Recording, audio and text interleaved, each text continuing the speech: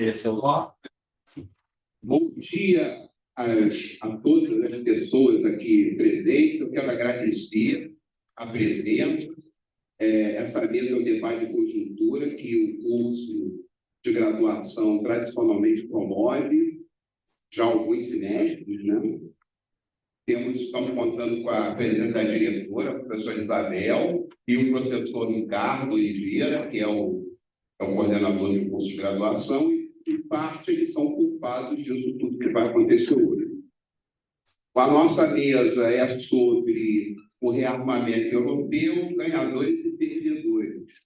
Nós estamos contando com a presença do professor Fernando Maia, né, que de Minas veio para o Rio de Janeiro para trazer suas luzes, exato, a diáspora mineira, portanto, e estamos também contando com a presença da professora Andréa Hoffmann, que vai fazer com que todos nós fiquemos na linha graças à competência acadêmica dela, né?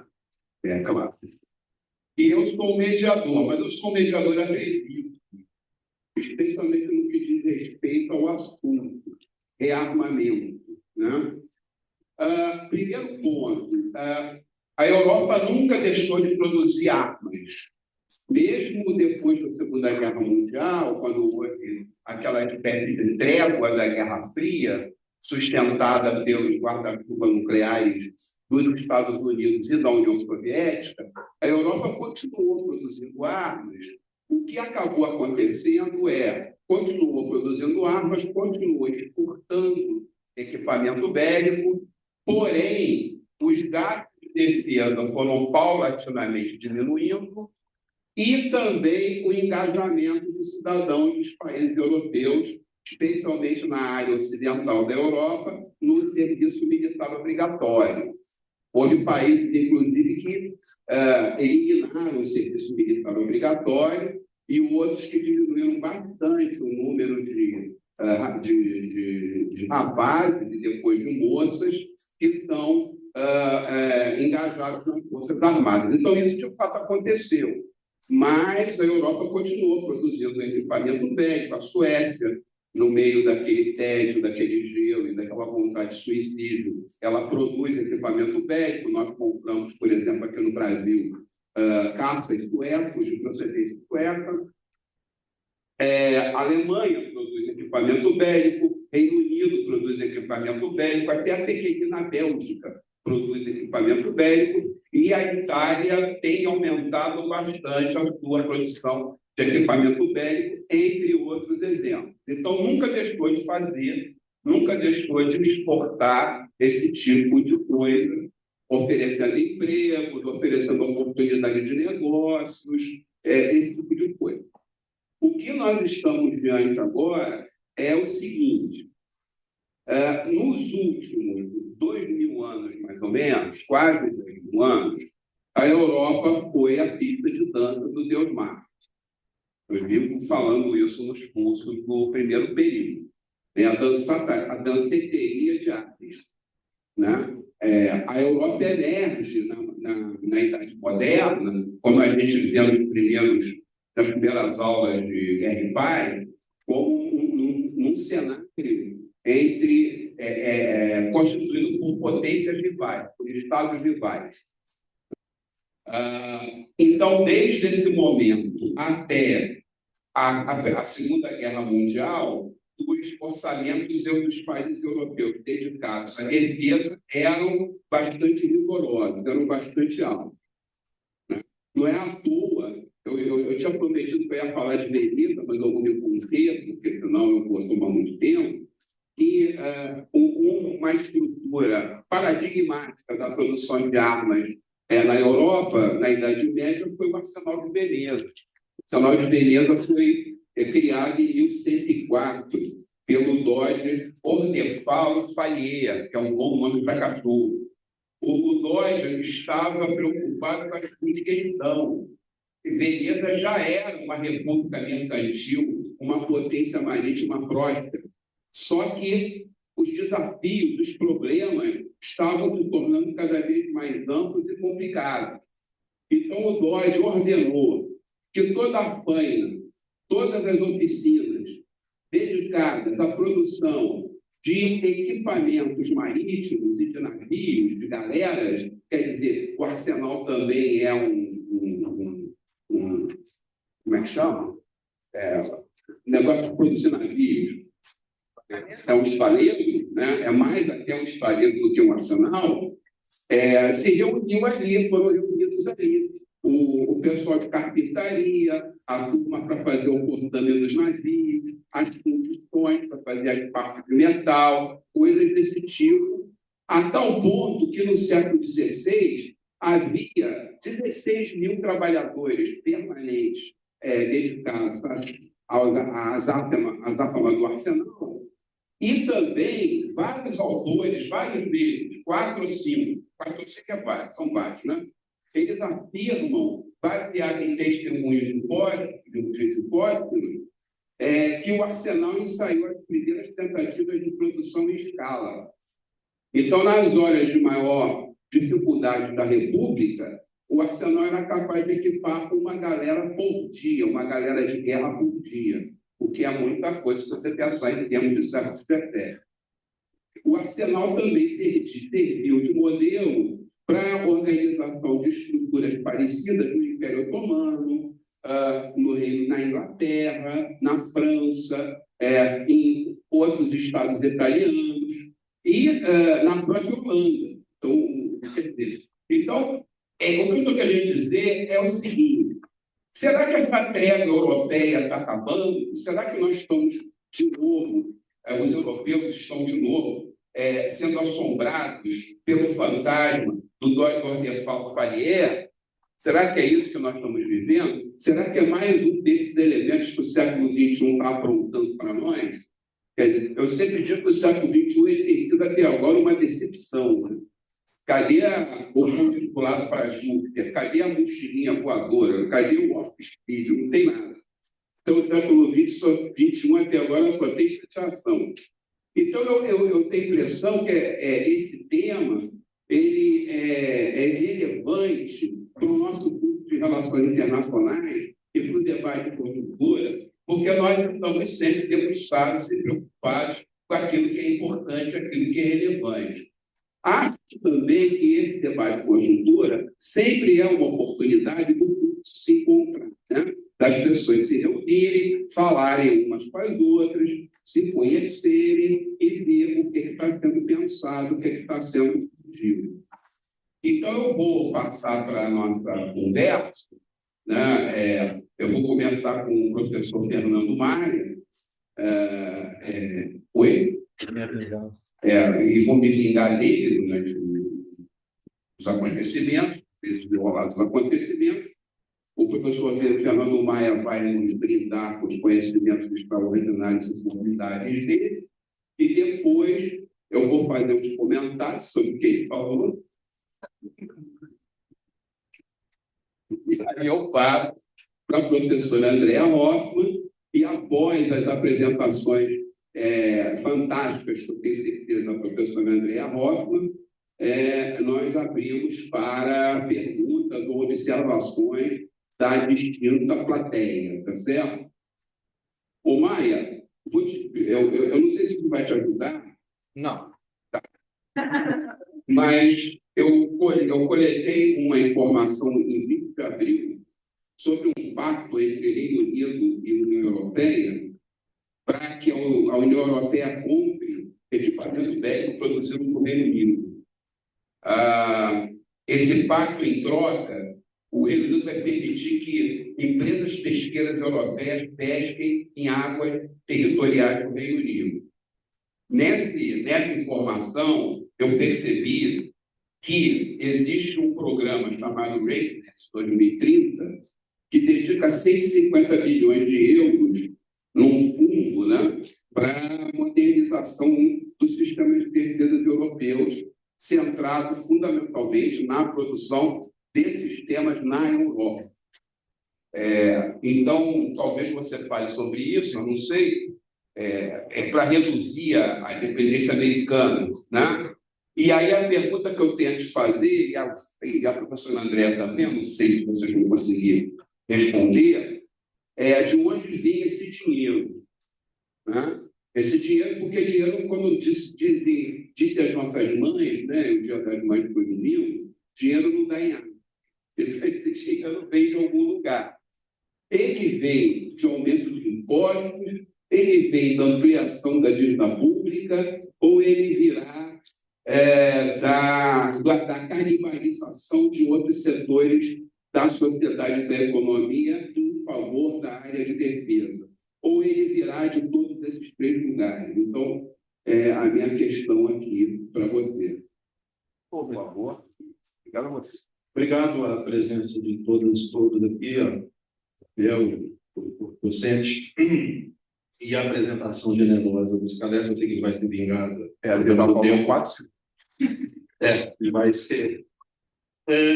Saindo de beleza e chegamos ao século XXI. Queria, enfim, começar a discutir essa conjuntura a partir de 2008. Ou seja, 2008 foi uma espécie de um momento de inflexão aqui para a gente organizar um pouco a conversa. Do pós-Guerra Fria até 2008, ou seja, 90, 91 até 2008, Europa relativamente tranquila do ponto de vista da sua limitação, a OTAN está indo bem, obrigado, os Estados Unidos com certo engajamento, tudo bem nos Balcãs, portanto, bem nos Balcãs. É o momento de pelo menos 2 grandes ondas de expansão da OTAN, no final do ano de 90 e depois de 2004,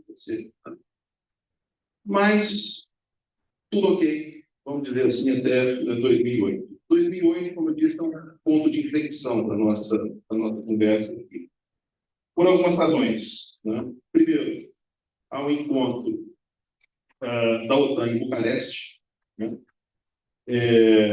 Em que é anunciada a entrada da Geórgia e da Ucrânia, na conversa de que entrariam para a organização. Outra coisa, isso começa a mexer um pouco nos brilhos. Tá? Depois eu chego na história que o Potato vem aí. Outro ponto que acontece em 2008, outro evento que é importante a gente colocar no radar. A União Europeia anuncia a Eastern Partnership, uma parceria com oriental, vamos dizer assim, que incluiria países como Armênia, Bielorrússia, Geórgia, Moldávia, enfim, dentro da presença da União Europeia. Ou seja, nós temos 2 movimentos aí em jogo, né, de expansão, tanto da OTAN e em parte da própria União Europeia. Né? 2008 também, Obama tem uma certa política de sustentar, de tirar a Ucrânia da órbita da Rússia. Ou seja, a partir de 2008, a gente tem um cenário que começa a mudar, pelo menos do ponto de vista europeu, que é aquela relativa tranquilidade que tinha, a Rússia, pelo menos, começa a ficar incomodada com aquilo. 2014, é bom que nós lembremos, Crimeia, então, o momento que a gente se lembra de que, enfim, a força militar não está tão distante de nós, de alguns problemas que envolvem uma velha política, uma velha rivalidade dos Estados, então, de alguma maneira, próximas de nós. Muito bem. O que eu quero com isso tudo? Situar aqui 3 grandes elementos desse cenário pós-2008. Primeiro, a expansão da OTAN já estava no radar desde 2008, do ponto de vista russo. As idas e vindas, vamos chamar no linguagem não gosto, do Ocidente ou dos Estados Unidos com relação à própria Rússia, faz com que a Rússia não acredite, não confie tanto no Ocidente a ponto de se engajar em alguma política sustentável. Moscou não vai aceitar qualquer coisa do Ocidente. E outra coisa, a OTAN também começa a padecer de alguns problemas que lhes são próprios, ou seja, nós temos que pensar E, nesse período mais recente, os próprios Estados Unidos redefinem o que a gente poderia chamar de grande estratégia, mudando, se antes a gente tinha a Europa, a Ásia e Oriente Médio, Golfo Pérsico, como regiões prioritárias dos Estados Unidos, desde então, os Estados Unidos talvez colocam a Ásia no topo dessa cadeia e talvez a Europa na rabeira dessa lista. Ou seja, eu estou colocando aqui para a nossa conjuntura o problema do efetivo engajamento dos Estados Unidos na OTAN e na própria Europa como um problema para esse cenário, né? Que vai se juntar à pergunta que você me fez, né? Ou seja, a questão que se coloca aqui, me parece, é de dupla natureza. Uma eventual redução, uma eventual retração dos Estados Unidos da Europa, sabendo que eles estão lá, meio impactos pode vir a ter, né? E outra coisa, qual é a capacidade, efetivamente, aqui, do ponto de vista europeu, de produzir e sustentar aquilo que eu vou chamar de autonomia estratégica, que tem a ver com a pergunta dos gastos aí. Falar da autonomia estratégica europeia, e o documento que você trouxe, o white paper, né, lançado há coisa de 15 dias, um mês e tanto, e projeta uma curva aí de gastos, de políticas para 2030, com um prazo aí para as coisas estarem, implica tentar dar à Europa, aos países europeus, autonomia, né? E também capacidade de dissuasão, em boa parte. Recebeu ajuda, contou por muito tempo, nesse período de ouro dessa tranquilidade europeia, com a própria presença dos Estados Unidos. O que nos leva a, talvez, pensar aquilo que você falou no início da sua apresentação, de continuamos gastando, mas eu não sei se a gente tem gastado, a Europa tem gastado a quantidade suficiente para, eventualmente, cumprir algumas exigências que o cenário de hoje nos impõe, né?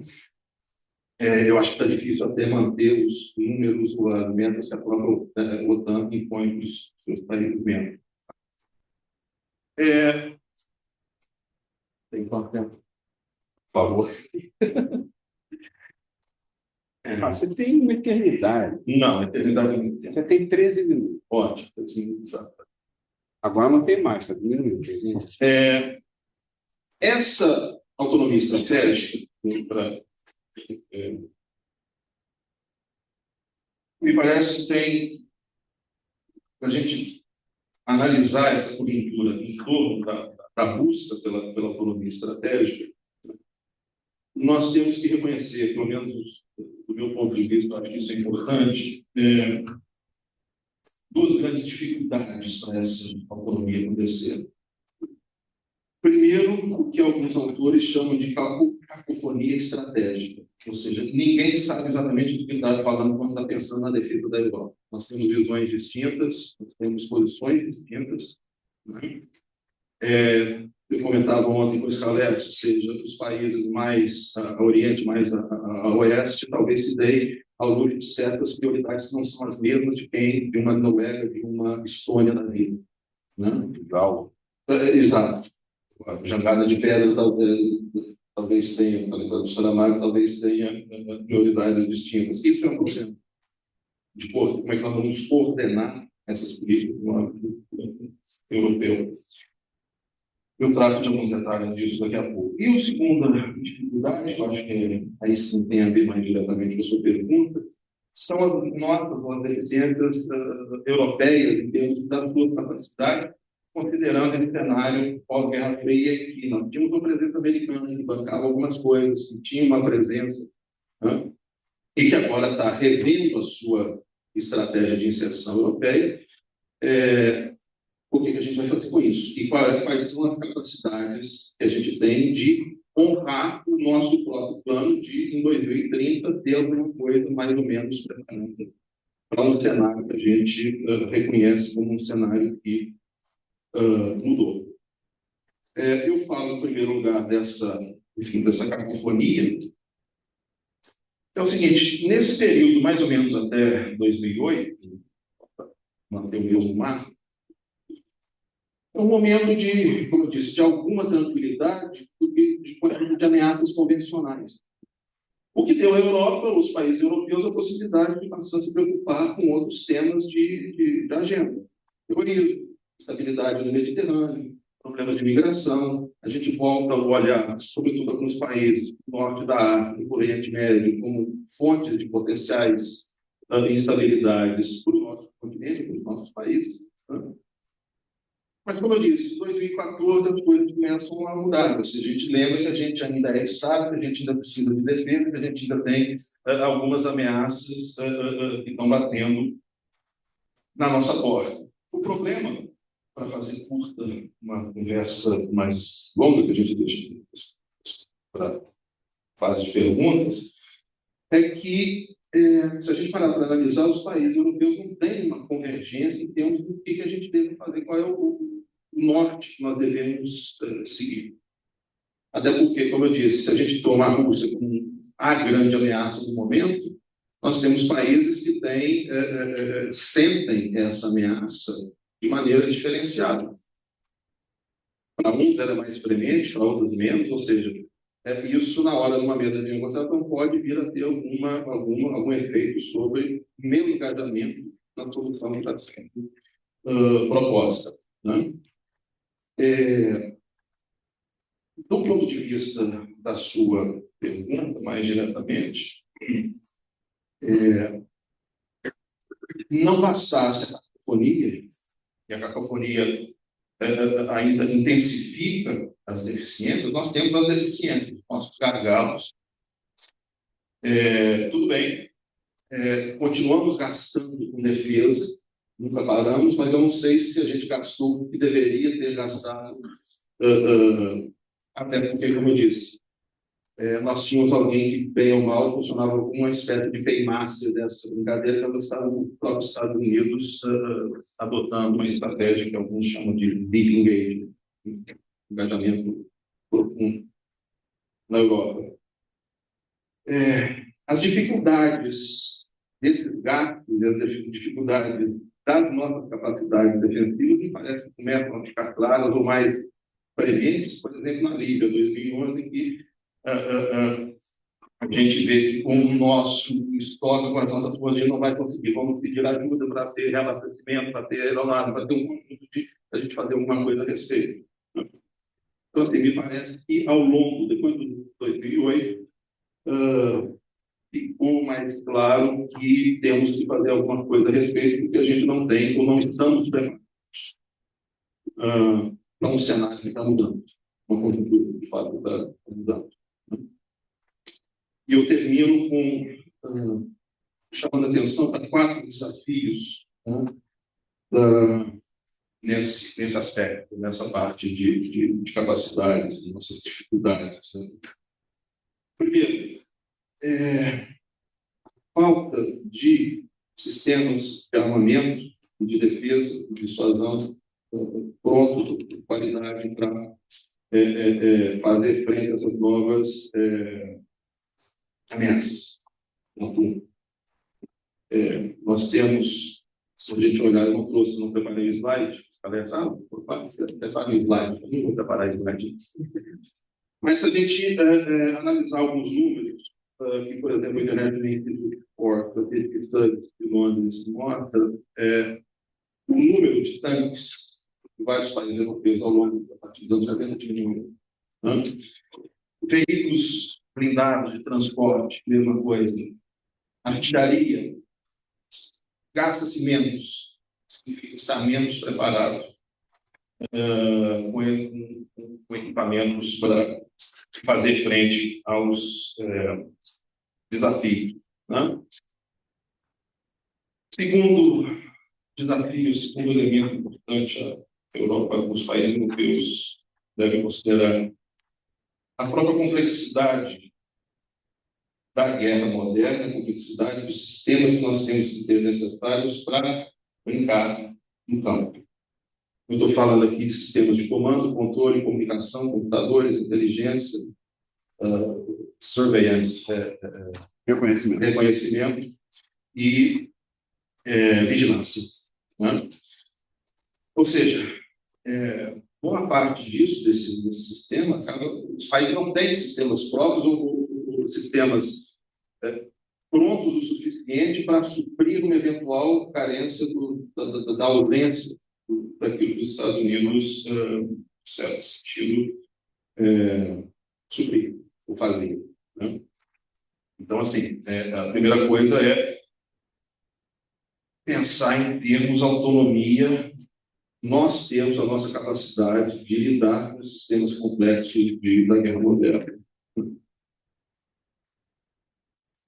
Terceiro desafio para a Europa: uma dificuldade de cooperação militar de forma institucionalizada, que, mais uma vez, é atrapalhada muito pela cacofonia de objetivos que os países têm, né? Como fazer isso? Bom, usar plataformas da União Europeia ou vamos europeizar a OTAN no eventual cenário em que os Estados Unidos talvez se retraia?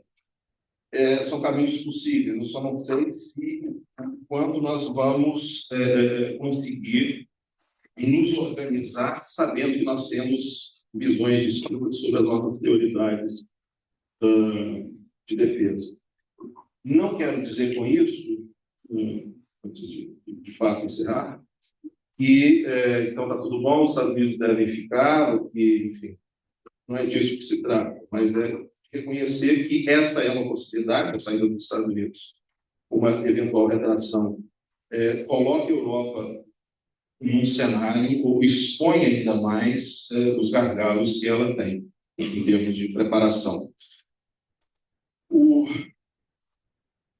quarto e último desafio que eu coloco para esse cenário é a fragmentação da base industrial de defesa europeia. Acho que mais diretamente tem a ver com a sua pergunta. Eu acho que a gente tem que pensar isso de dois lados: do lado da demanda e do lado da oferta de material para ser usado para defesa. Não temos, considerando o terceiro ponto que eu disse agora, uma cooperação sistematizada ou institucionalizada na área de defesa para valer. As procurações ou as aquisições de equipamentos ainda são totalmente domésticos ou nacionalizados. Você não tem como pensar coisas ou pensar mecanismos de integração supranacional, digamos assim, né? O privilégio do doméstico, eu vou produzir em casa, né? O que significa o seguinte: se todo mundo faz em casa, você gera uma compartimentalização da produção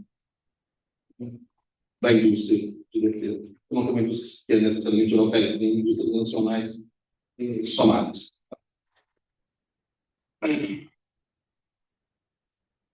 E, do lado da oferta, isso implica como você não tem mecanismo institucionalizado de articulação dessas políticas, uma descoordenação, o que faz com que vistos, ineficiências nacionais, redundância de vários mecanismos acabem atrapalhando a construção de uma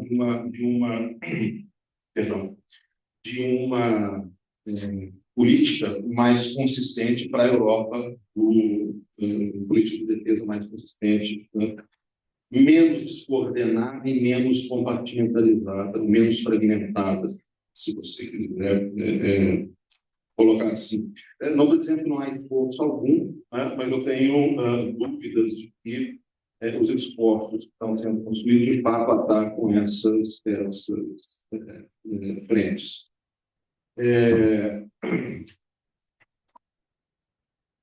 O Felipe Flitt brincava mais cedo, falou: você vai fazer uma fala realistona? Eu falei: talvez não.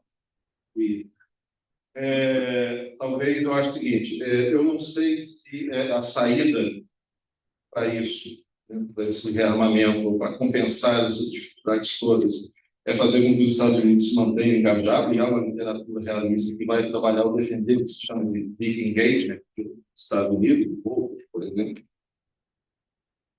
Mas, ao outro lado dessa moeda, né, o pensamento de que está tudo bem, os Estados Unidos podem ir embora, a gente não precisa deles, e a Europa dá conta de se manter sozinha. Obrigado, tchau.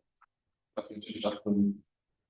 É isso que eu estou tentando mostrar, que há esses gargalos, esses desafios, que eu não sei se essa retirada dos Estados Unidos, ou digamos, as potenciais ameaças de uma Rússia seriam supridas ou facilmente supridas no curto espaço de tempo, né? Esse curto lapso aí, que o documento ao qual você se refere. Geralmente, quem defende essa retirada dos Estados Unidos, que a Europa dá conta sozinho, são os realistas. Eu acho que aí eu brinquei com o filho, mas eu acho que o realista tem que ser mais realista. A Europa tem as suas dificuldades de se sustentar. O problema é que é tempo, e o documento em relação à origem desses fundos para gastar com todo o movimento de readiness, né, de preparação, de prontidão, nós dizemos, de uma Europa que reconhece que os Estados Unidos, de fato, estão mudando a sua prioridade estratégica, assim, os europeus estão cientes disso. Esses fundos vêm, em parte, contam com um fundo europeu, de alguns bilhões que seria convertido para isso.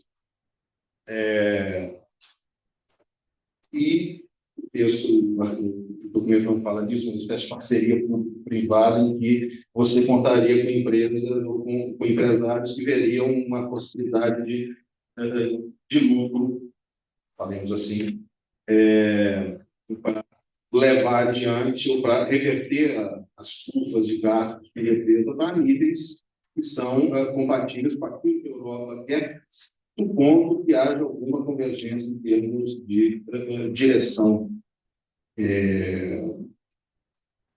nesse processo de revitalização. Moral da história, a tendência é que a gente tenha um cenário muito mais competitivo, se a gente considera essa fragmentação, essa descoordenação, um cenário muito mais competitivo entre os próprios países, entre si, o que talvez, brincando com a nossa conversa de ontem, então, os americanos estão indo embora, os cossacos vêm aí, e falam, bom, essa é uma fonte de problema, essa é uma fonte da conjuntura, que os russos são um problema, mas o que eu estou dizendo aqui também em parte, independentemente dos custos, a conjuntura intra-europeia, esses gargalos, coloca esses países também numa situação tanto quanto delicada entre eles mesmos, o que não torna um ambiente um futuro, não cria um futuro tão alvissareiro quanto esse documento white paper menciona. Né? Eu acho que é isso. Obrigado.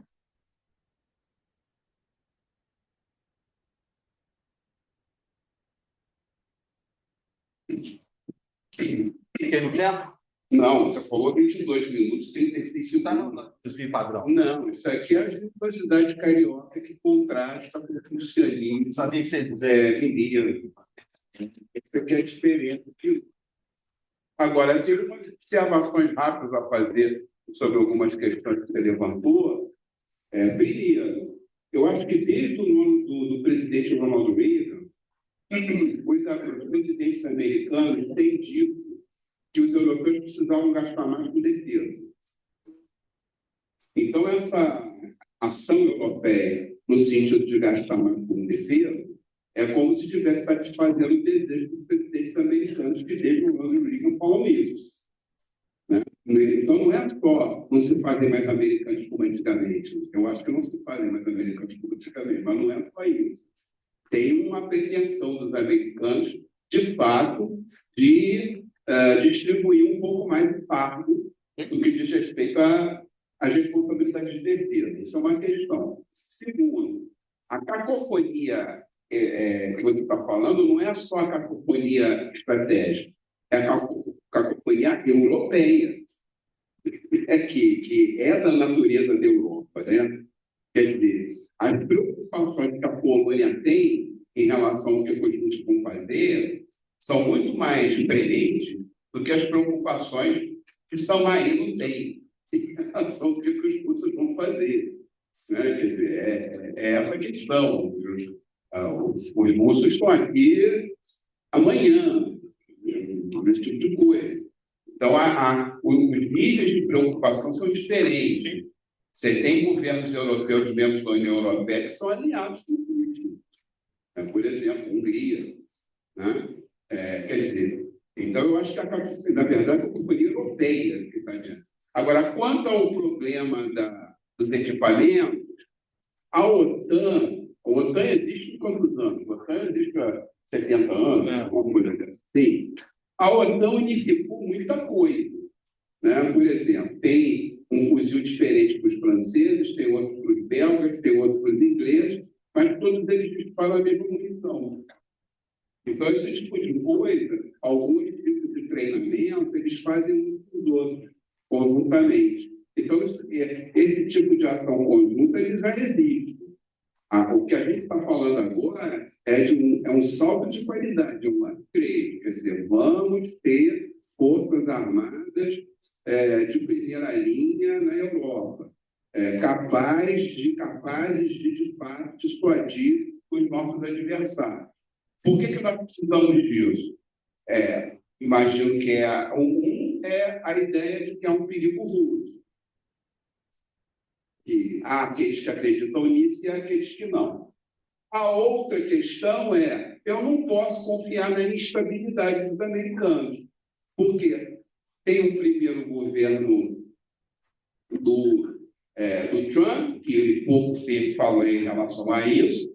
Aí tem o governo do Biden, que é totalmente alinhado com a Europa. Aí vem o outro governo do Trump, que começa a dizer outra coisa, etc. e tal. Quer dizer, você depender dos rumores do eleitorado americano é arriscado. Eu acho que tem essa questão também, né?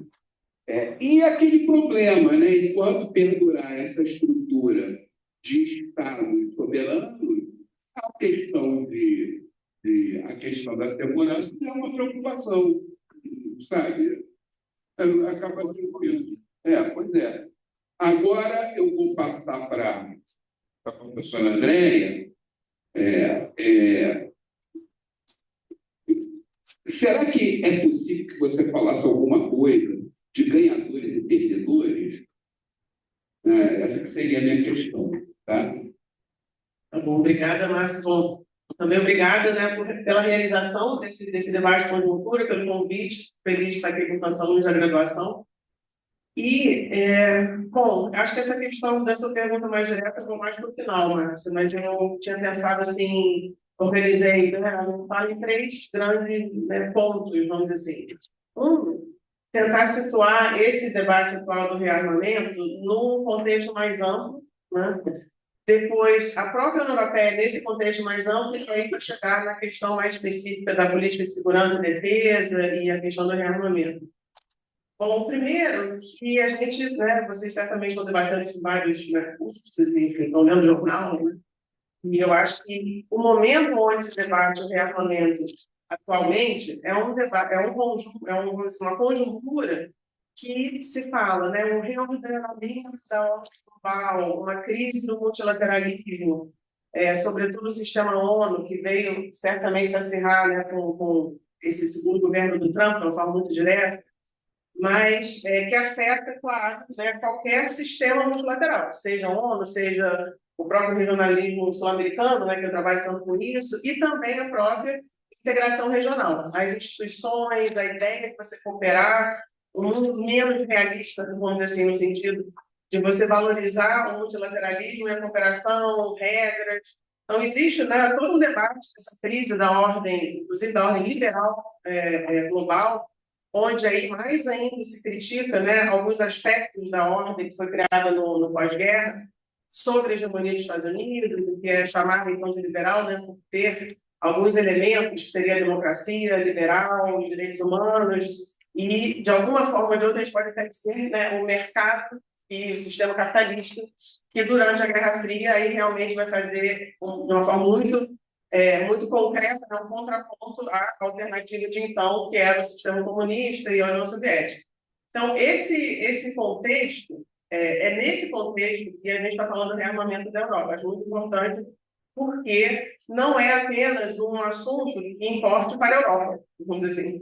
Eu acho que esses atores e esse contexto significam que um conflito, por exemplo, armado maior, se de fato esse armamento levar a uma guerra direta, né, declarada, claro que a gente pode dizer que já há essa guerra, e já tem tantos pontos, né, de foco de guerra em tantos lugares, mas vamos dizer assim, se houver uma escalada, assim, agora há uma guerra, né, uma terceira guerra, isso nos afeta diretamente também, né? Não apenas em termos, o Brasil é principal, não, mas as relações econômicas, comerciais, as relações de pessoas, enfim. Então, é um tema que eu acho que, né, é importante também para a gente, porque eu acho que às vezes a própria questão da guerra na Ucrânia, do rearmamento, parece uma coisa tão distante, assim, mas eu acho que é importante pensar nisso, nas consequências disso, nessa conjuntura de uma crise, né, generalizada, um momento de repensar, pode falar de uma forma mais positiva, mas, enfim, de uma transição, certamente uma transição. E uma transição onde a gente vê, para além da crise do multilateralismo, a gente pode falar que existe uma crise democrática, né? São vários países do mundo, a gente viveu isso aqui, mas não é uma coincidência, né? No início pensava, puxa vida, tem o nosso governo, tem vários aparecendo no Orbán, e é toda uma discussão hoje em dia, não é uma coincidência, né? Você não tem governos de extrema-direita em vários países do mundo, de repente, por coincidência. E algumas causas estruturais, vamos dizer assim, comuns a todos esses, né? Por um lado, se discute a própria neoliberalismo, né? Um capitalismo que divide, né? Que causa desigualdades internas entre países, aí questões culturais, questões, enfim, econômicas, questões políticas. Existe, assim, uma literatura enorme, né, um debate, né, sobre por que isso ocorre agora. E só para contextualizar, que a gente tem uma conjuntura, então, se fala de uma crise do sistema multilateral, em particular na questão de segurança, né, o Conselho de Segurança já completamente, enfim, né, ineficaz, enfim, irrelevante já há bastante tempo, mas cada vez mais muitos elementos desse sistema multilateral também relevantes, sobretudo agora com a porta com o corte, né, de recursos enorme durante o governo Trump, né, em áreas mais, inclusive, de cooperação, enfim, áreas não tão securitizadas, vamos dizer assim, e esse cenário também de conjuntura de crise doméstica, né, democrática doméstica em muitos países. E quando a gente olha para a Europa em si, alguns países, como a Hungria, que permanecem, né, não se conseguiu com os mecanismos, né, aí sim, depois vou entrar um pouco mais na União Europeia, mas existem vários mecanismos para lidar com esse tipo de ruptura, né, no caso da integração, existem princípios, existem, enfim, vários, inclusive, mecanismos de fomento, de sanções, né, para lidar, e que a gente constata que foram, inclusive, lá totalmente ineficazes. Então, a gente tem esse cenário também de crises domésticas em vários desses países, né, assim, política polarizada e governos, não só partidos e movimentos, mas também governos hoje de extrema-direita. A gente até teve um debate, agora nem sei, semana passada, né, aqui com alguns cônsules, e o cônsul, né, Ricardo, o cônsul italiano, falou: não, na Itália é conservador, mas não de extrema-direita. Enfim, é um debate, existe um debate. E, bom, o Orbán ninguém nega, mas a gente sabe que existe um partido de extrema-direita praticamente em todos os países. E no caso da Alemanha, que é um país que justamente, né, a causa da Segunda Guerra tendo sido o fascismo, né, um país que foi uma das, né, obviamente, agressores, hoje é o segundo partido, com eleições que houveram agora, recentemente, o AfD, que é um partido de extrema-direita, com 20%. É o segundo partido. Não entrou no governo, que é um bloqueio geral de todos os outros partidos, ninguém pode fazer coalizão, mas é um problema enorme, a gente pode voltar para isso depois nas perguntas, se quiserem. Mas só para contextualizar, que é esse cenário. É um cenário de crise do sistema multilateral, de crises domésticas. Então, esse rearmamento ele ocorre agora, e não, vamos dizer assim, nos anos 90, ou em algum momento onde não houvessem essas questões, e também uma guerra concreta, que é a guerra na Ucrânia. Então, voltando um pouco para trás, e aqui foi um ponto já que você já falaram, também o Márcio, que o rearmamento em si, ou seja, uma reorganização da arquitetura, né, de segurança, defesa e armas, vamos dizer assim, da Europa, ela instituiu desde a Segunda Guerra Fria. Então, a OTAN, especificamente, existe essa literatura, eu peguei uma mestrado isso. Inclusive, eu nunca vou esquecer que eu fiz uma matéria do professor Karen Smith, falou no School of Economics, e a matéria era arquitetura, segurança e defesa na Europa. Eu posso até mandar para vocês esse programa. E era a organização da OTAN. Porque a OTAN foi criada, claro, né, era uma aliança, não era uma organização internacional como a ONU, como tantas outras. Era uma aliança que era criada com o objetivo mesmo de manter os Estados Unidos dentro, a Rússia para fora e a Alemanha para baixo, né? Então, era uma aliança. Exatamente. Inclusive militar, contra, né, a ideia era que esse mecanismo fosse realmente atuar operacionalmente em qualquer agressão. Com o final da Guerra Fria, houve um debate sobre o fim da OTAN, porque não faz mais sentido existir a OTAN nesse contexto. E acabou que o que ocorreu tantos anos depois foi um consenso meio, vamos dizer assim, que, bom, já existe essa estrutura, existe uma burocracia, existe uma parte operacional, eu estou falando de militares, de equipamentos, não é só, vamos mudar e pronto, né? Tem um custo disso, tem toda uma literatura também nas instituições, é fácil criar uma instituição, difícil você tirar, vamos dizer assim, né? Então, no final, o que ocorreu foi, então, a OTAN vai continuar existindo, virou uma organização internacional e não uma aliança, com várias outras, inclusive a ideia dela ter operações de paz fora do espaço doméstico, que é pouco, se a gente pensa, por quê, né? Porque, em teoria, a gente tem a ONU, então por que a OTAN teria esse papel de operações? Pelo Talibã lá na Afeganistão. Então, exatamente. Então, houve cada vez mais uma noção de essa organização mudou seu perfil, mudou seu objetivo, não é mais uma aliança. E, na ocasião, no final da Guerra Fria, havia, como nas décadas de 90, um consenso enorme sobre alguns elementos, e eu não quero falar aqui inimigos, amigos, porque justamente o vocabulário até na época não era, embora, né, alguns governos, alguns presidentes iam nomear isso, mas havia também a noção de que essa aliança, essa organização, ela vamos dizer assim, não deveria competir com o Conselho de Segurança, mas sim, o Conselho de Segurança, bem ou mal, tinha outros membros que, para esse consenso dos países da OTAN, fossem, talvez, entre aspas, aqui um problema. Então, essa organização, ela manteve-se. No entanto, o debate era, para ela manter, então, se manter como uma organização, é preciso reequilibrar os gastos. E aí, de novo, isso é a literatura da época. Tem que reequilibrar, porque durante a recuperação da Europa no final da Segunda Guerra, que era completamente destruída, os recursos que haviam, né, dos países europeus foi realmente para a reconstrução. O próprio Banco Mundial, né, foi criado para reconstruir. Né? Depois ele mudou também o perfil totalmente, mas para reconstruir os países devastados pela Segunda Guerra. Também na Ásia, enfim, mas no caso da Europa. Então, aí a gente tinha um momento que a OTAN, ela foi mudando esse perfil, havia essa ideia, sim, reequilibrar, os Estados Unidos parar de diminuir, enfim, a porcentagem, a contribuição dos Estados Unidos diminuir, e, ao mesmo tempo, a União Europeia e, né, sobretudo os países europeus, né, e aí tem que diferenciar assim, países europeus e União Europeia, e eu já vou falar sobre isso, ir aumentando. Então, esse foi um acordo de alguma forma. E aí a gente não pode esquecer a guerra nuclear, porque ali já foi um momento onde também, vamos dizer assim, não é tudo rosa, né, existem conflitos militares, e aí a relevância da OTAN e talvez a sobrevivência da OTAN também se deve, naquele momento, à própria guerra na Iugoslávia, porque foram precisos também de deslocamento. Né? E aí, não necessariamente contra ou a favor de decisões do Conselho de Segurança, mas ali a operacionalidade, né, a prontidão, a existência de uma estrutura militar capaz de fazer uma intervenção foi vista como benéfica. Mas, e aí vou passando para o meu segundo ponto, o que vinha ocorrendo aí agora internamente entre esses países europeus, a construção desse projeto da União Europeia. Então, hoje, eu não vou fazer isso agora, depois das perguntas, já, mas hoje, provavelmente, se fala União Europeia, todo mundo vai pensar aqui, acordo de União Europeia e Mercosul, vai pensar comércio, investimento, talvez vai pensar até mudança climática.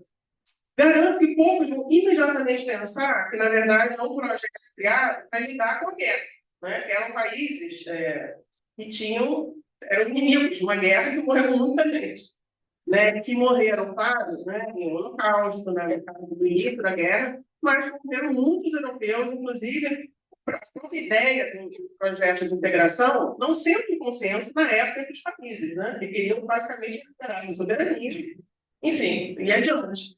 Mas a experiência, né, de ter havido uma primeira guerra, né, que não funcionou, e teve a segunda guerra tão pouco depois, e o certo trauma, né, dessas gerações, a gente pensar que eram pessoas que estavam em cargos políticos na época, intelectuais, intelectuais políticos,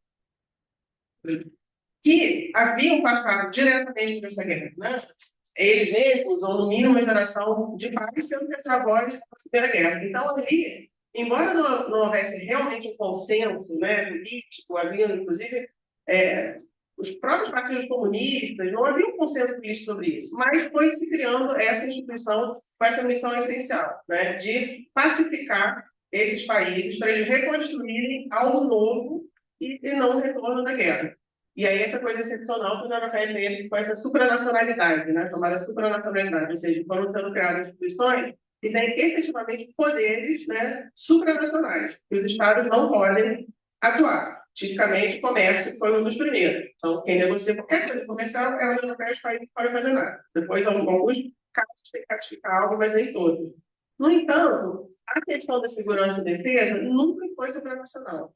Eu acho que isso é bem importante para contextualizar a questão também do rearmamento, porque era um tabu, mais uma vez, existia a OTAN.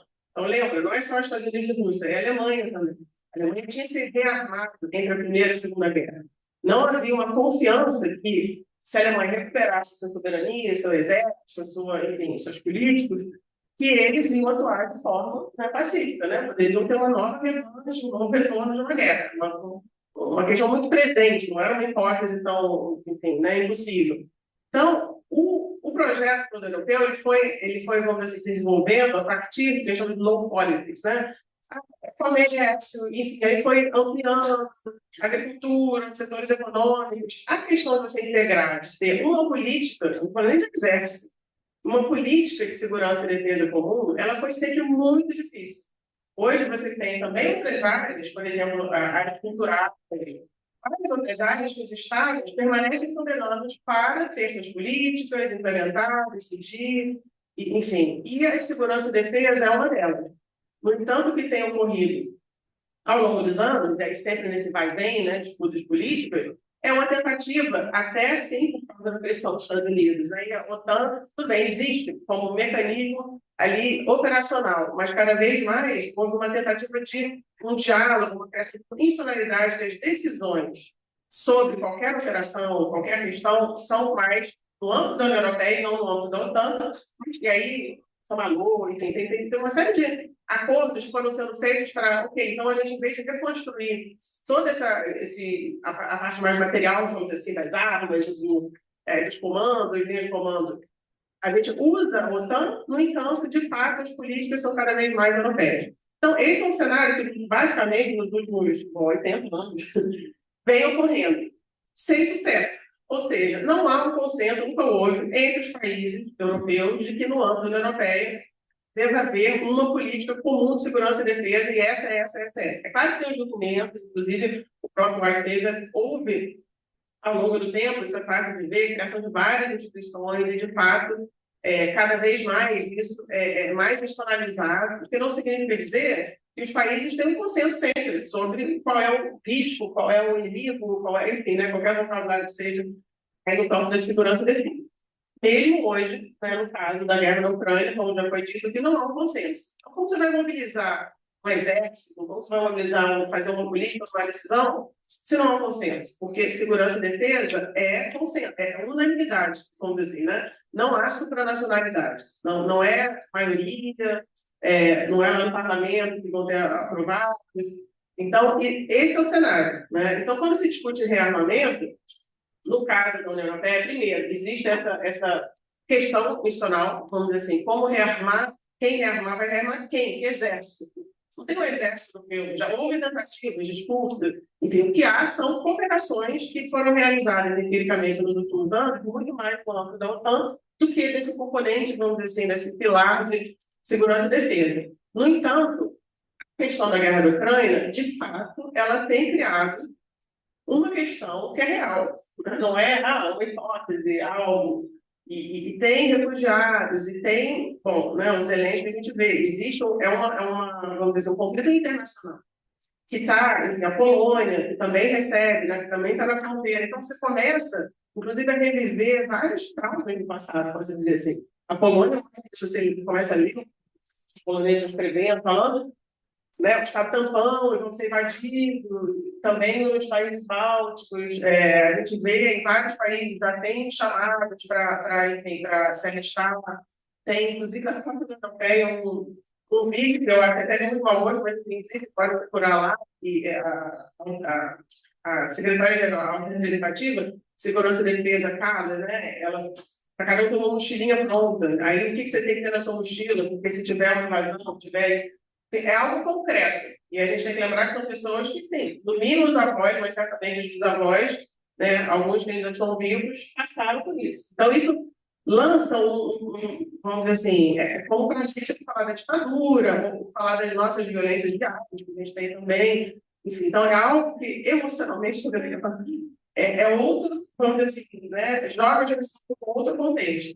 Então, esse cenário, ele vai correndo. No entanto, para além dessa discussão mais de interesses e a questão da nacionalidade, há um debate, porque a União Europeia foi criada justamente para vencer a guerra, vencedores, perdedores, vencedores, vamos dizer assim, havia uma tentativa, uma discussão, não só acadêmicos, né, de intelectuais, políticos, de criar algo diferente, algo novo, vamos dizer assim, que não fosse uma reprodução do Estado Nacional realista, entre aspas. Aí eu uma literatura, uma civilian power, uma potência civil. O que é uma potência civil? Uma potência, uma soft power, uma potência com uma influência pelo comércio, pelas questões econômicas, normativas. Então, a ideia de democracia e direitos humanos e, por exemplo, a questão ambiental cada vez mais. Então, claro que houve sempre uma tentativa de uma influência no mundo, se a gente pensa em termos, né, de espaços, né, políticos, não estados, mas uma organização. Mas, durante muitos anos, era um tabu você pensar também no sentido mais intelectual, mais da população, né? Tem o Eurobarômetro, tem milhares de perguntas, o que a população acha, não acha. Você rearmar a Europa é algo que, assim, não é popular, vamos dizer assim, né? Isso traz as pessoas ao mundo que eles achavam que eles tinham passado, vencido. Então, esse tema é muito difícil, né, politicamente, eleitoralmente, inclusive, para os países. Na própria Alemanha, a questão do rearmamento, que era um tabu, né, é extremamente complicado. E eu já falei um pouquinho antes, né, qual foi o contexto dessa última eleição, que é um governo que está propondo esse rearmamento, porque o governo anterior caiu, inclusive, era uma coalizão que caiu, porque a coalizão que era mais pacifista, junto assim, Partido Verde, não, a social-democracia, e os liberais também, que eram contra esse rearmamento, no entanto, eles mal tomaram o governo, foi, vamos dizer assim, a continuação, não a Crimeia, mas da invasão da Ucrânia. Então, era um governo pacifista que, assim, no dia 2, no poder nesse sentido, né, bom estrategista, certamente, colocou um governo, né, sem saber como reagir, porque a população não aprova. Então, esse rearmamento, mais uma vez, no caso da Alemanha, é feito por um governo que agora, segundo o partido, é extrema-direita, e se coloca como, vamos dizer assim, é preciso fazer algo, porque a guerra não acaba, porque, na verdade, a Rússia parece cada vez mais popular, né? A gente acabou de ver no V-Day, a gente teve aqui a palestra, né, no debate com o Consul, e a gente vê que, vamos dizer assim, na Rússia estão muito líderes mundiais, né? E para além de uma cooperação, que certamente é importante, com outros elementos, mas acho que a gente tem que entender que é um líder que, vamos dizer assim, não é democrático. Certamente não é. Então, um pouco comunista, vamos dizer assim. Então, a imagem que a gente tem, né, da Rússia, do tempo da Guerra Fria, não é uma imagem que corresponde, né, ao governo atual e muito menos à política que está sendo feita. Então, esse contexto, né, essa dificuldade que existe na Europa de encarar, sim, temos que rearmar, temos que ter uma política de segurança, tem que ser diferente dos Estados Unidos, que agora, com o Trump, inclusive, vamos dizer, uma divergência enorme de valores, né? É claro que a extrema-direita é presente, mas é uma disputa. É uma disputa. Claro que se perder essa disputa, pode ser até muito pior, né? Você pode voltar a ter uma Europa fascista, seria realmente realmente é muito complicado. Mas, no momento, é uma disputa. E muito difícil, eleitoralmente em cada país, nas instituições e na política internacional. Então, esse debate, né, da política, potência civil, potência normativa, aí depois entrou na potência normal, vamos dizer assim. Agora se discute, sim, vamos dizer assim, a Europa é uma constatação que não pode ficar como está, né? E aí, para trazer assim, para um terceiro momento, mas com essa discussão, e por que a gente, o que isso importa para a gente, apesar dessa distância, novamente, mesmo que a gente fale, hoje em dia as potências ocidentais estão em decadência, claro, os Estados Unidos, né, eu acho que é um reflexo, né, se tem um governo como esse, é um reflexo de uma decadência, não tem a menor dúvida, econômica, soft power também, a Europa certamente, né, em relação aos tempos passados, também, vamos dizer assim, um continente em decadência, isso tudo não há a menor dúvida.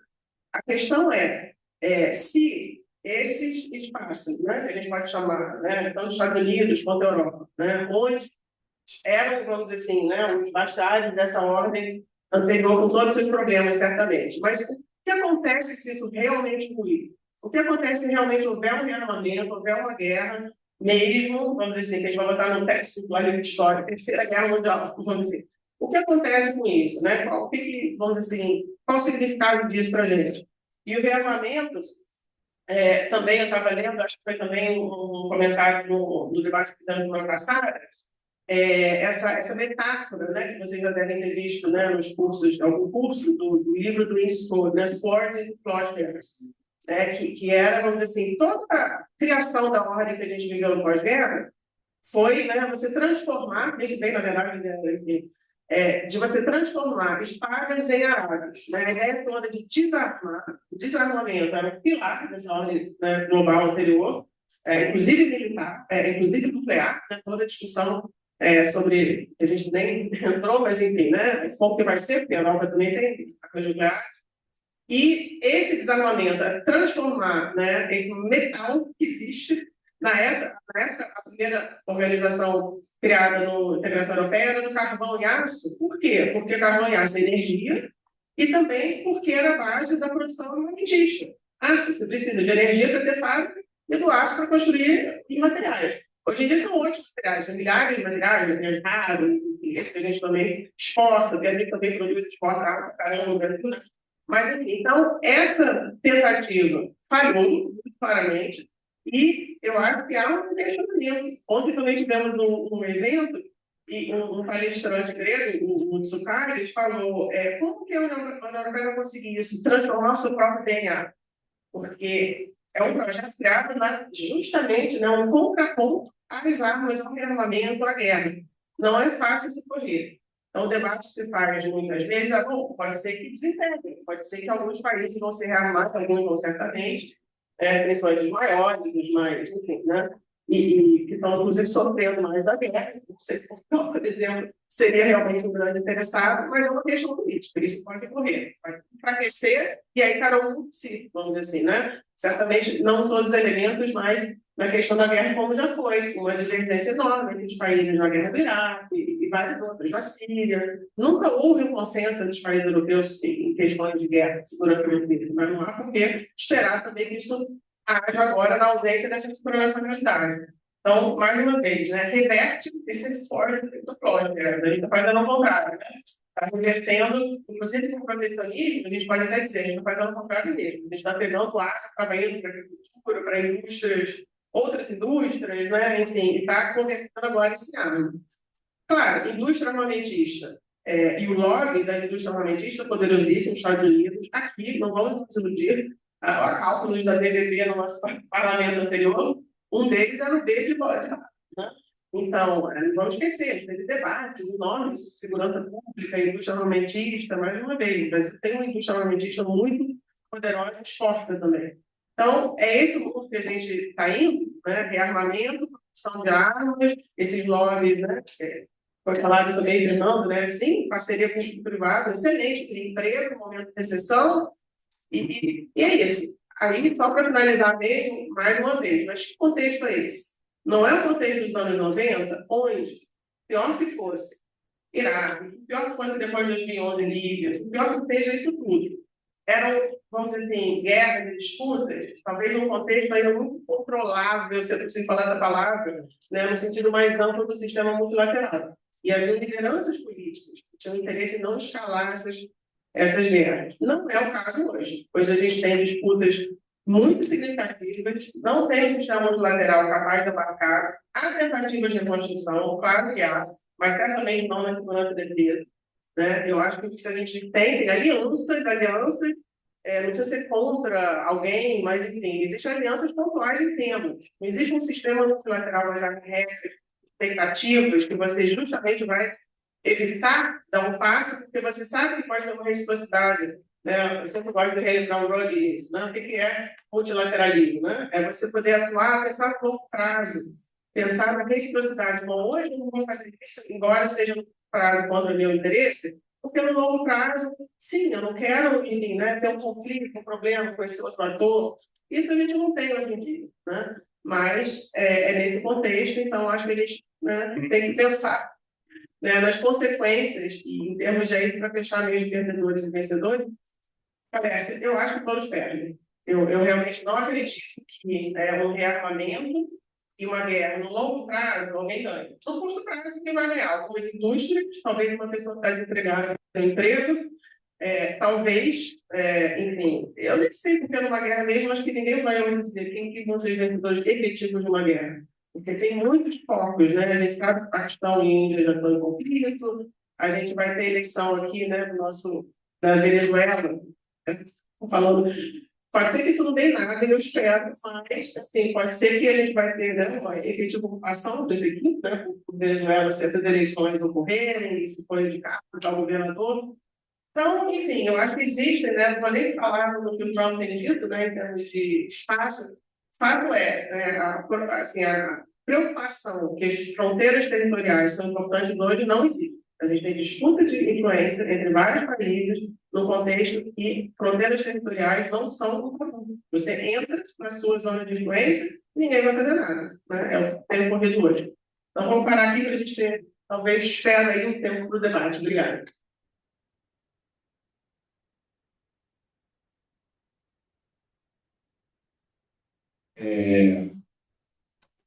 Eu sou pessimista para diabo. Um elemento que eu extraio da intervenção da professora Andréia é que o rearmamento pode não estar no DNA da União Europeia, mas está no DNA da Europa, da velha Europa, da Europa do Dói, da República de Veneza e do Arsenal. E acho que o grande motor para esse tipo de retrocesso, que para mim isso é um retrocesso. Né? Eu prefiro mais museus e menos quartéis. Eu prefiro nuvens de turistas chineses se aglomerando nas belezas que a bulha da produção de armas dos arsenais. Melhor metrô cheio do futebol do que a malha ferroviária cheia de soldados indo para a batalha. Para mim, isso é um retrocesso. Isso é a pior coisa que pode acontecer. E ainda na apresentação da professora Andréia, e colando um pouco o que falou o professor Fernando, me parece que os vencedores são de sempre. As indústrias que produzem esse tipo de equipamento vão ser alvo de investidores obcecados. Não vai acontecer. Né? Então, eu tenho que, e finalmente, o alimento desse processo, e que pode fazer com que ele se torne ainda pior, é o medo. À medida que se trabalha esse medo, que se expande esse medo, e hoje nós temos as plataformas virtuais para fazer isso de modo espetacular, né? O sujeito acredita praticamente que ele vê na ponta do computador, de repente seria uma boa ideia acabar com os computadores de uma vez, né, eliminar a internet e comprar um livro para cada tipo. Então, nós temos o medo no processo de alimentação desse tipo de receita, que, por sua vez, está na ideia de, então, temos que enfrentar o inimigo. E, finalmente, a Europa tem relevância, sabe por quê? Porque das vezes anteriores ela arrastou o resto do mundo para o abismo junto com ela. Né? Então, é esse que é o problema de União Europeia passar a ser Europa de luxo, uma coisa desse tipo. Então, eu estou pesquisando. Bom, perguntas, vamos lá. Professora Sandrine. Aqui. Então, já tem ali, ó, está equipado. Obrigada. Está me ouvindo, né? Muito bem. Muito obrigada, aprendi muito, adorei as apresentações. A minha pergunta é a seguinte: pelo que eu ouvi do que a André falou, e também dos parece, esse rearmamento europeu tem sido pensado como uma espécie de tragédia, muito trágico que tem acontecido de novo e que quem ganha com isso são as indústrias armamentistas, ou alguém vai arrumar um terreno. Isso é um desenvolvimento negativo. Se eu colocasse um chapéu realista, como vocês responderiam? Se eu estivesse aqui falando, é muito trágico, realmente ninguém quer ver um mundo como esse, a gente prefere museus e metrôs cheios porque as pessoas estão indo de um lugar para o outro e não metrôs cheios porque as pessoas estão sendo bombardeadas, na Blitz. Mas e se eu argumentasse o seguinte, como se eu fosse uma realista? Mas isso é necessário, fazer o quê? Os Estados Unidos não se comprometem mais, a Rússia está claramente agressiva, está tendo uma transição hegemônica de poder. Se a gente não fizer isso, o que a gente vai fazer? A gente vai ficar no meio dessa transição hegemônica. Como vocês responderiam àqueles que diriam que isso é necessário? Nós não gostaríamos que isso acontecesse, não é o medo que está sendo difundido de forma exacerbada, e, enfim, que não tem lugar, mas é um medo que é uma reação proporcional a uma realidade pavorosa.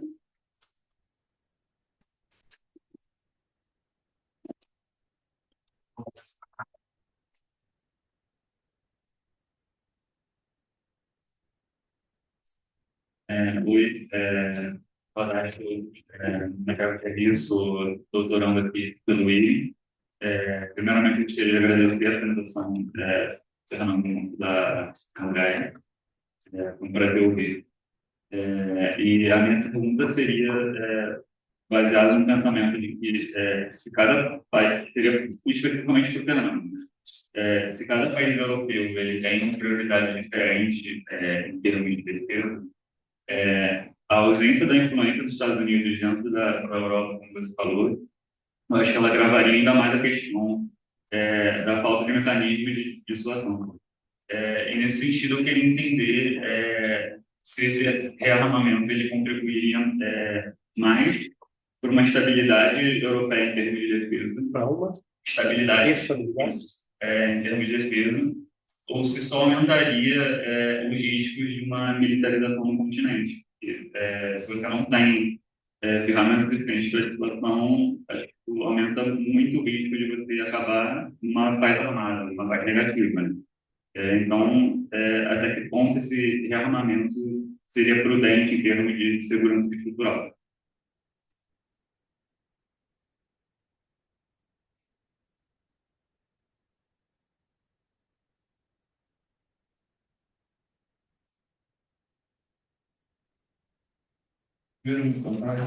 Segundo, a minha pergunta é mais em relação a como a Europa se Qual é o porta. seu nome? Rafael, como se porta, a União Europeia se porta no ambiente internacional e, na minha visão, falta certa legitimidade para a União Europeia falar de certo assunto.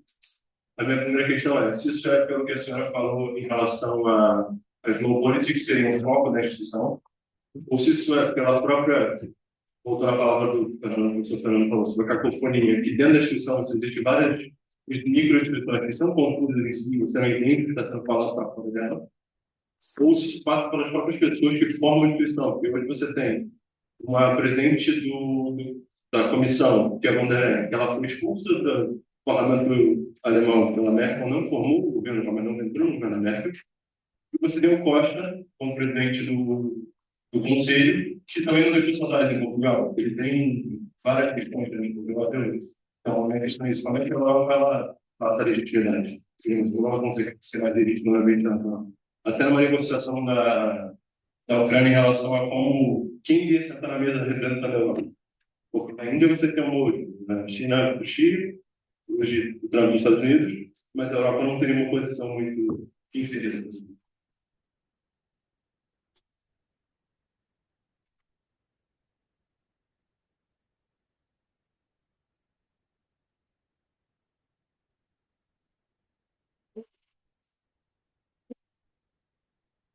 Boa tarde, meu nome é Marco Antônio, alguns professores da mesa podem me conhecer como Alfredo, que é um apelido que os caras para ficar da esquina para mim. Estão precisando apontar o dedo, né?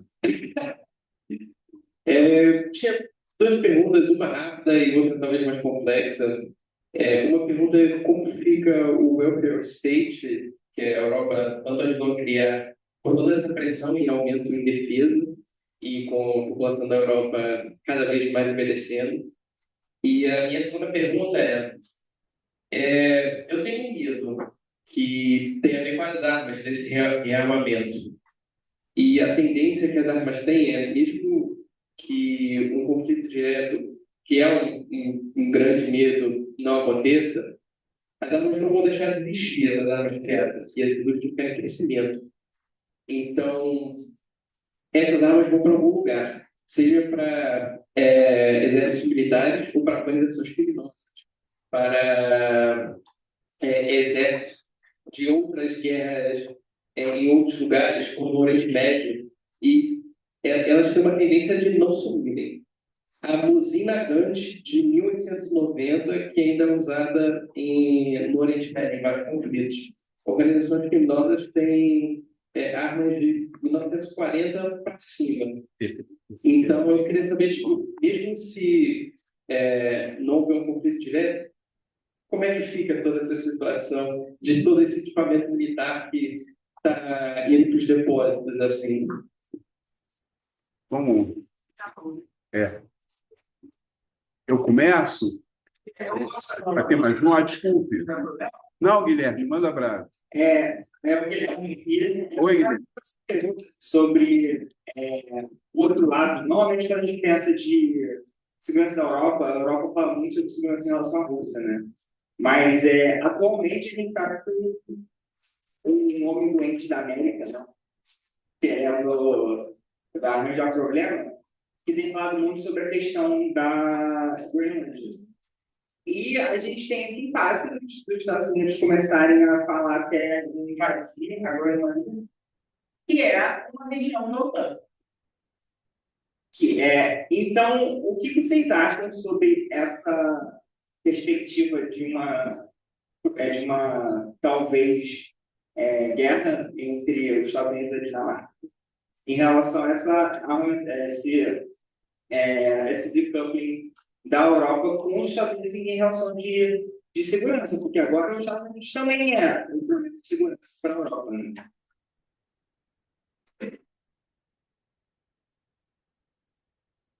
Agora vamos ou tem mais alguém? Tem o Bento. Tem o Bento, você é quem? É o Carlos. Então, Carlos, Bento, Carlos, e aí para. Tá certo? Para.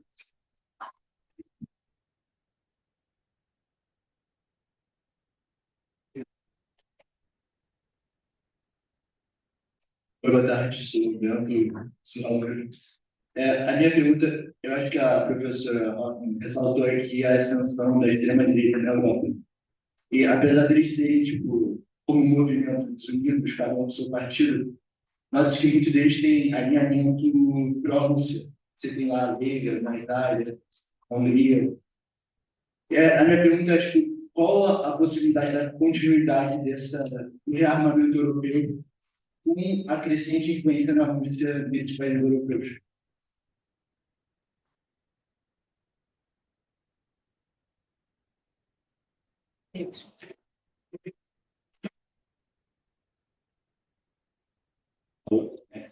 Boa tarde, obrigado por todas as falas e todas as considerações. Me chamo Carlos, sou aluno do doutorando comigo.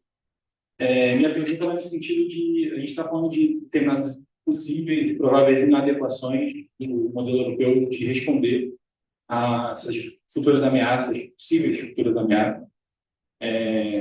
Mas a minha pergunta vai no sentido também de questionar, em que medida também a gente está falando de uma inadequação mais estrutural do tipo de conflito que pode de fato ocorrer.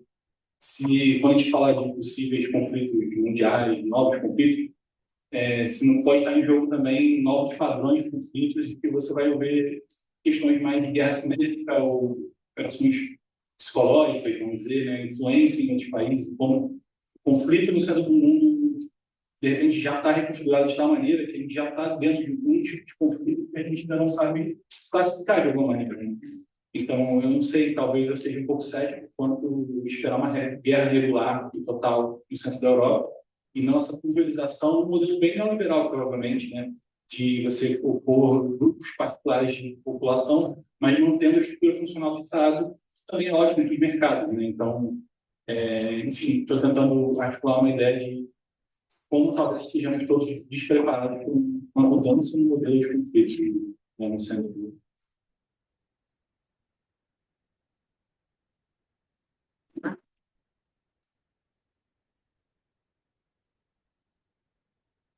As pessoas imaginam que os realistas são cheios de certeza. Eu acho que a incerteza é realista. O fato de eu não saber exatamente o que o sujeito vai fazer e achar que ele pode tomar decisões que são ameaçadoras para mim, acaba me levando a reagir. Acaba me levando a reagir de uma forma dura. E eu acho que nesse campo da incerteza que vem o medo. Né? O medo que sentem as pessoas do Estado báltico, da Rússia tentar ampliar sua influência naquela direção. A Polônia com a sua velha frase, né? Os alemães querem a nossa liberdade, mas os russos querem a nossa alma. Então, quer dizer, nada melhor do que ser vizinho da Bolívia, né? Do Uruguai. É sempre uma coisa muito mais tranquila. Uma outra questão que a tua observação, para mim, suscitou, é que nós nunca sabemos para onde vai uma transição. Que nós sabemos que está havendo uma transição, nós sabemos que nós estamos vivendo nela, mas não sabemos para onde isso vai parar. O ponto, na minha opinião, nevrálgico dessa transição é a falência da ordem liberal. Aí a ordem liberal ela não está falindo apenas porque está sendo substituída por uma coisa que é muito pior. A ordem liberal está falindo também por causa dos seus problemas graves, né? Da sua incompetência em lidar com o processo de concentração de riqueza e aumento da pobreza, com a sua o péssimo cenário que ela oferece e as possibilidades de escolhas de lideranças políticas, entendeu? A ordem liberal, o que vem por aí pode ser muito pior, mas ela também tem pecados pavorosos. Então, é isso que nós estamos dizendo. É essa falência dessa ordem liberal. E em todas as transições, a gente não sabe do que vai dar. O melhor exemplo disso é o Levante Árabe do Egito, né? Onde os caras fizeram a transição do regime militar para o regime militar. É uma coisa extraordinária. Então, isso me faz respeitar muito a apresentação da professora Andréa, assim como respeito a Fernanda, naturalmente, no ponto que ela contextualizou esse processo dentro dessa crise maior. Né? Quer dizer, e que eu certamente não tenho resposta. O que vai acontecer? Não faço a menor ideia. Eu tenho, como eu disse, eu sou pessimista. Né? Certamente eu não vou satisfazer o que você perguntou, mas algumas coisas. Né? Eu acho que a Europa não é um país, né? Nunca foi. Né? A Europa é uma espécie de cortiço do Rio de Janeiro, no século XIX, uma casa de encrencas. Né? o negócio desse assim, sempre foi, né? Sempre foi. Tentou deixar de ser um projeto de União Europeia, isso que me chateia, porque o projeto de União Europeia era uma chance, de fato, de você não é ganhar a guerra, você superar a guerra. Era uma chance de acontecer, né? Uma chance boa, era a melhor que nós tínhamos em voga, na verdade. E isso, ir por água abaixo, é muito triste, porque o Marco Antônio ele levantou uma questão. O dinheiro vem da Seguridade Social, cara. Vai vir daí menos direitos, menos médicos, menos segurança para as pessoas. Vai vir daí. As pessoas estão vivendo demais. Entendeu? Uma funcionária aqui do Ministério da Economia no governo anterior não disse, diante da pandemia, os números para a Previdência vão melhorar porque os velhos vão morrer. Eu até conheço a moça que disse. Então, quer dizer, já dei aula com ela.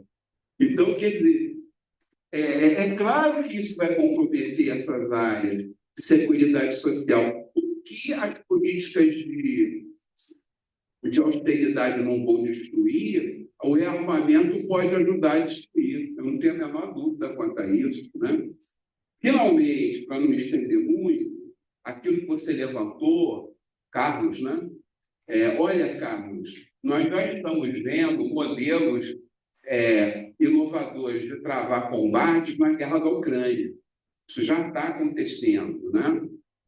Que os combates vão ter perfis muito mais diversificados do que a gente imagina, se isso acontecer, isso eu não tenho a menor dúvida, porque sempre se comete o mesmo erro, né? Se planeja a próxima guerra de acordo com uma guerra que passou. Isso nunca acontece, né? Existe uma estratégia chinesa, Guerra Além dos Limites, que é um texto que os coronéis chineses publicaram nos anos 90, que algumas pessoas que leram traduzem o seguinte: os chineses já estão em guerra, já estão movendo a guerra, já estão em combate, que eles não avisaram, mas eles já estão fazendo isso. Você pode reparar também, para terminar, para abrir para os colegas, que nem a Rússia nem a Ucrânia fizeram qualquer tipo de esforço no sentido de recrutamento militar obrigatório. Ninguém recrutou todo o seu efetivo passível para serviço militar, até porque a guerra que a Rússia faz na Ucrânia é uma guerra limitada, né? Então é muito eletrônica, muito drone, muito sistema de observação e de reconhecimento, e muito equipamento, muita arma de precisão. A precisão das armas diminui a carga que você empenha no campo de batalha. Então, você pode fazer guerras mais complicadas com menos gente, ainda que possa matar muita gente do mesmo jeito. Quem quer continuar? Deixa eu uma questão. Tiago, né? Mais armamento, mais estabilidade, acho que talvez seja o verso, no sentido de que, nesse ponto de vista, está muito pessimista em relação a uma Europa mais armada. Vejo mais instabilidade, possibilidade de mais povos ali, mais dias, mais potenciais formas de tensão. Então, assim, talvez eu acho que, na minha leitura, é o inverso, né? Prudente, da prudência, que talvez, sobre as lentes realistas, é por aí. Você ser prudente, alguns diriam que sim, não coisa realista, mas nós consideramos essa dinâmica como uma espécie de um dado, acho que a Sandrinha levantou. Eu acho que realista quer dizer que as coisas são como são, e a tragédia está justamente no fato de que o forte faz o que quer e o fraco sofre o que ele deve sofrer no final das contas. Deve ser um mundo agônico, num certo sentido, de que Né? Então, assim, só um parênteses aqui, porque o Sr. Albert Einstein escreveu um texto de um artigo, Back to the Future, no início dos anos 90, em que ele dizia que o futuro, né, a Europa voltaria a ser, funcionar com o invés do século XIX. Não foi bem o que aconteceu, né? Uma espécie de poder, ou de dimensão estabilizadora dos Estados Unidos ali, acabou produzindo o contrário. A minha leitura é que talvez a leitura do Berkshire só esteja um pouco atrasada no tempo, na medida em que agora, no eventual, ou em algum grau, uma redação dos Estados Unidos produz exatamente esse cenário agônico que alguns realistas contar com que a Europa vai ser, os realistas deveriam ser um pouco mais realistas com relação à capacidade que a Europa tem de se gerir. Não estou querendo dizer que os Estados Unidos devem voltar a ficar, o ponto não é esse. Mas tudo isso para dizer que o pessimismo vai pela instabilidade.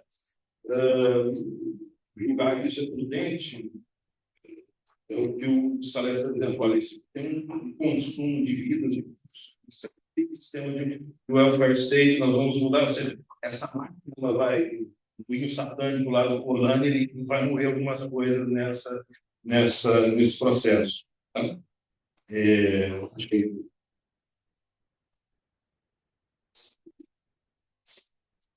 eu vou tentar também algumas perguntas que não foram, mas, Paulo, assim, eu acho que o que você falou também se relaciona com várias outras perguntas. Sim, eu acho que o próprio estratégia de agora rearmar é baseado em alguma esperança, né, no sentido de que tem alguma contenção. Acho que não é completamente descartável. Mas essa é a discussão, né? Porque foi até bom, né? A gente falou já anteriormente, né? No final da Guerra Fria teve uma discussão, a própria guerra na Yugoslávia, e na ocasião, né, foi justamente o texto mencionado, é um outro momento desse. Eu acho que ninguém realmente sabe, mas eu acho que a dimensão, vamos dizer, da conjuntura global é muito diferente nos anos 90. Então, essa é a grande interrogação. Mas, no mínimo, acho que foi a pergunta de alguém, se essas armas forem produzidas, elas vão ficar por lá. Então, não é de se esperar que elas não vão ser usadas por ninguém outro, desde que não seja na fronteira lá da Rússia, pode bem ser que acabe usando em outros lugares, e a gente sabe, né? Então, de qualquer forma, tem um efeito negativo pela existência, eu acho, dessas armas, e também, aí pode-se dizer, né, já foi falado do welfare state, tem toda a discussão também que havia um investimento pesado, né, na mudança climática, renovação energética, isso também certamente vai ficar, e a questão do welfare state é isso. Eu acho que sim, da onde vão vir os recursos, além de endividamento, também no longo prazo é muito ruim. Então, o próprio governo alemão aprovou uma mudança constitucional para poder se endividar, e então ainda tem essa questão. Então, concordo que pode até ser que seja ter um cenário de uma terceira guerra. Eu acho que tem muitos, né, fatores políticos e muitos líderes. Isso, é fácil falar isso numa ameaça, né? Mas é difícil realmente implementar isso. Mas às vezes tem processos que vão ocorrendo, né? Então, espero ter esse lado, pelo menos, positivo de uma... Mas aqui, novamente, não é um problema só europeu, é mundial. Eu acho que a própria Putin, vamos dizer assim, ele parar ou não, negociar ou não, mediar ou não é uma questão mais apenas da Europa. Pelo contrário, muito menos do Zelensky, que é mundial. E no momento a gente sabe, né, que infelizmente os Estados Unidos têm seus interesses muito particulares ali também. Pode muito bem ser, então fica com metade. E aí, como eu falei, qual é a consequência disso? Né? É que são zonas de influência e quem tiver as armas pode invadir e fica. Não chega tanto, eu acho, na Groenlândia. Até acho que os dinamarqueses estão bastante assim, levando a sério, porque é quase impossível você realmente militarmente mandar, não sei, deslocar navios para proteger a Groenlândia. Acho que isso não vai ocorrer, né? Mas se ele realmente fosse louco o suficiente para invadir, infelizmente... Eles vão usar mais cachorros para puxar trenó, né? Mas acho que não vai... assim... Isso seria um conflito que ficaria no papel, mas, assim, efetivamente, eu não vejo como recuperar. Imagina, com Malvinas, já mandar, não é o mesmo cenário. Bem pouco provável. Foi interessante o debate sobre isso nas eleições, né? Porque, interessantemente, é claro que tem todo, vamos dizer assim, um desconforto, né? Uma oposição mesmo, porque é uma colônia ainda, se você pensa assim, entre aspas, né? Não é formalmente, mas... Então, como que houve uma tentativa de até manipular esse argumento, né? Vocês não querem a sua independência, que é a mesma discussão que é feita também pejorativamente no Canadá, mas não seria independência, né? Tampouco do Canadá, mas menos ainda da Groenlândia, né? Isso são recursos, inclusive minerais. Mas, enfim, não sei se realmente... Aí eu acho que ele foi mesmo, né? Só que faltou alguém que a gente não acabou no recursos, né? Que foram para outros lugares. O Rafael que falou da legitimidade, né? Eu até trabalho com isso, né? Foi sobre esse tema. Então, acho que há sérios problemas, né? Tem vários, enfim, elementos que a gente pode ver isso, inclusive política mesmo, legitimação política, né? Dos processos, né? Chamado teste democrático, que já é discutido desde também há muitos anos. Eu acho que essa dimensão do rearmamento leva a um outro patamar, todas aquelas discussões.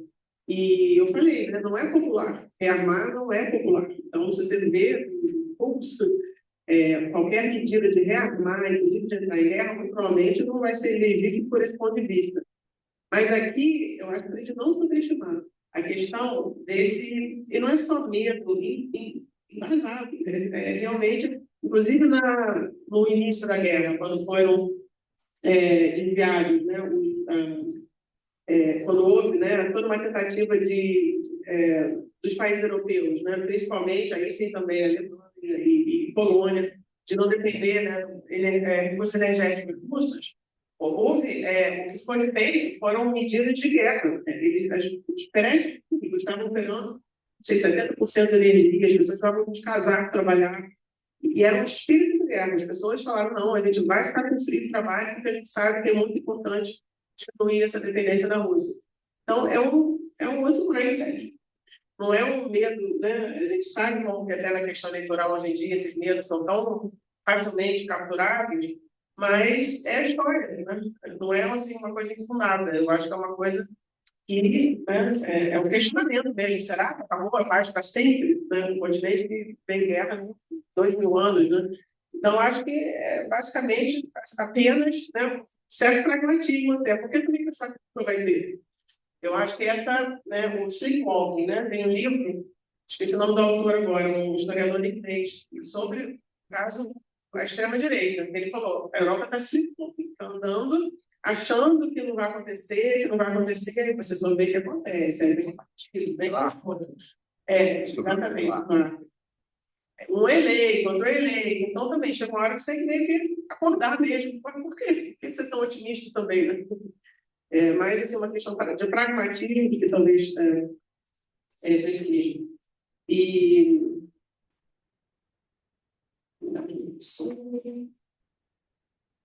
Da extrema-direita, eu acho que a gente acabou falando também. Eu acho que, Carlos, a questão que, enfim, talvez para finalizar, né?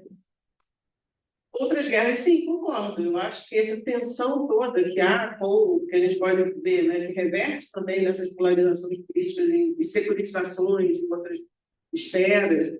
Mas, mais uma vez, eu acho que a gente não pode subestimar, vamos dizer assim, o que existe hoje. É só olhar para Gaza. Assim, é porque a gente esquece, a gente já está normalizando isso tudo. Prédio destruído, uma bomba que quebra tudo. Isso existe, né? Infelizmente existe. Então, acho que a gente não pode subestimar, não. Mais uma vez, a gente vive uma região violenta, né? Qualquer pessoa que dá uma de segurança na América Latina não pode fazer só aquele discurso, não tem guerra entre países. Tem muita violência, claro que tem. Mas existem também essas outras guerras. Né? Só que realmente aqui tem muito tempo que não tem. Mas eu não acho que no contexto que fosse voltar a ter, ficaríamos isolados disso. Aí tem toda uma discussão de política externa brasileira que a gente nem vai entrar aqui agora, mas, enfim, é interessante, importante também pensar, né? Tem essa discussão, né? É possível ficar, né, esse ativo, não alinhamento ativo, é possível isso hoje em dia, né, com grau de interdependência, com grau de comunicação, de tudo, mas isso é para outro espaço. Obrigada.